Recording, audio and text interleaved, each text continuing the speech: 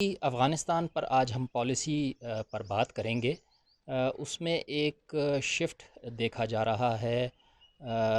India کی طرف سے نہیں، لیکن جو افغان طالبان ہیں ان کی طرف سے، جو ان کے چیف ہیں قطر میں، جو ان کا سیاسی دفتر ہے، وہاں پر شیر محمد عباس تانکزئی، انہوں نے انڈیا کو پہلی مرتبہ یہ آفر کی ہے کہ وہ اگر طالبان کے ساتھ رابطہ شروع کرنا چاہتے ہیں، بات چیت کرنا چاہتے ہیں، تو افغان طالبان اس کے لیے تیار ہیں، لیکن اس کے لیے بھارت کو جو افغانستان میں اس کی پالیسی تھی اس پر نظر ثانی کرنی ہوگی، اور اگر وہ تعمیر نو اور قیام امن میں کوئی کردار اپنا دیکھتا ہے تو اسے طالبان کے ساتھ بات کرنی چاہیے۔ اہم پیش رفت ہے، کیونکہ بھارت نے آج تک افغانستان میں پچھلے 18 برس میں جو وہاں پر صدارتی محل میں رہا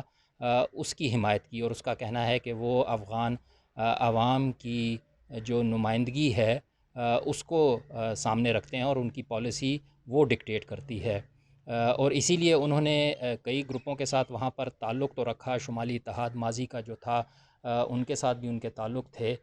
لیکن طالبان کے ساتھ انہوں نے، چونکہ وہ ان کا الزام ہے کہ یہ پاکستان کی اس پر چھاپ ہے اور پاکستان کے اسپانسرڈ ہیں، تو ان کے ساتھ ہم بات نہیں کریں گے۔ اب دیکھنا یہ ہے کہ کیا انڈیا اس پیشکش پہ کیا رد عمل دکھاتا ہے، لیکن کچھ تھوڑا سا پس منظر میں چلتے ہیں۔ جیسے میں نے کہا کہ بھارت نے ہمیشہ جو صدارتی محل میں براجمان رہا، پہلے حامد کرزئی کی حمایت رکھی انہوں نے، پھر جب ڈاکٹر اشرف غنی آئے تو ان کی حمایت انہوں نے کھل کر کی، لیکن اب وہاں پر انڈیا میں بھی لوگ یہ سوال اٹھا رہے ہیں کہ کیا یہ پالیسی ٹھیک تھی، کیا انڈیا کو طالبان کے ساتھ بھی بات چیت نہیں کرنی چاہیے، اور اس سلسلے میں وہ کچھ نکات بھی دیتے ہیں، اور ان میں سے چند تو یہ ہیں کہ بھارت نے اگرچہ ڈاکٹر اشرف غنی کی حمایت کی، پچھلے سال جب انتخابات ہوئے ستمبر میں، تو بھارت ان پہلے ملکوں میں سے تھا جس نے انہیں مبارکباد دی دسمبر میں، جب ابتدائی رزلٹ ہی آئے تھے، ابھی حتمی نتائج کا اعلان نہیں ہوا تھا، تو اسی وقت انہوں نے ان کو مبارکباد دی اور سپورٹ کی یقین دہانی کرائی، لیکن اب جو نتائج آئے، پھر اس کے بعد وہاں پر جو عبداللہ کے ساتھ ڈاکٹر اشرف غنی کی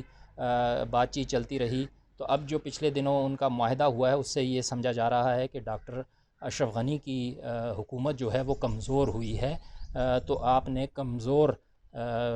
جو سٹیک ہولڈر تھا اس پر لگائی رقم۔ پھر جو ان کو ایک اور بھی شکایت ہے کہ پچھلے ماہ اقوام متحدہ نے افغانستان پر ایک اجلاس منعقد کیا جس میں 6 ہمسایہ ممالک کو اس نے میں مدعو کیا گیا تھا، تو چاہیے یہ تھا کہ اگر بھارت کا اتنا انفلوئنس ہوتا صدارت پہ اور صدارتی محل پر،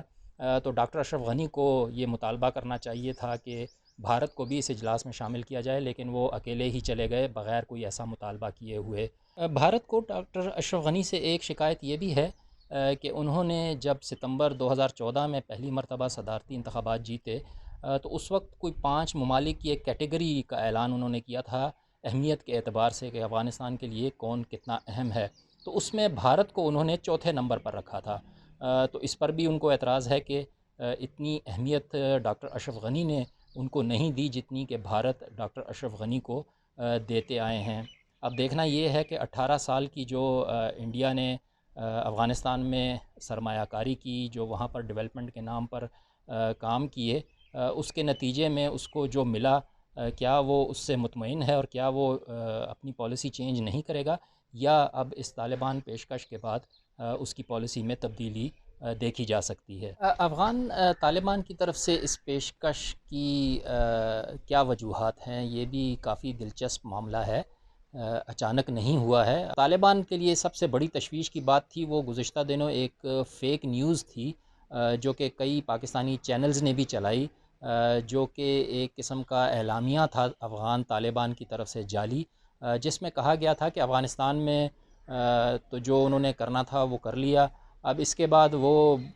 بھارت میں جو مسلح جدوجہد ہے یا جسے وہ جہاد کہتے ہیں، وہ شروع کرنے کا ارادہ رکھتے ہیں۔ وہ اس پر طالبان کو کافی تشویش ہوئی، اور انہوں نے اب یہ جو پیشکش کی ہے، شاید اس کے بعد جو کشیدگی پیدا ہوئی ہوگی بھارت کے ساتھ، نئی دلی کے ساتھ، اس کو دور کرنے کی ایک کوشش کے طور پر بھی دیکھا جا رہا ہے۔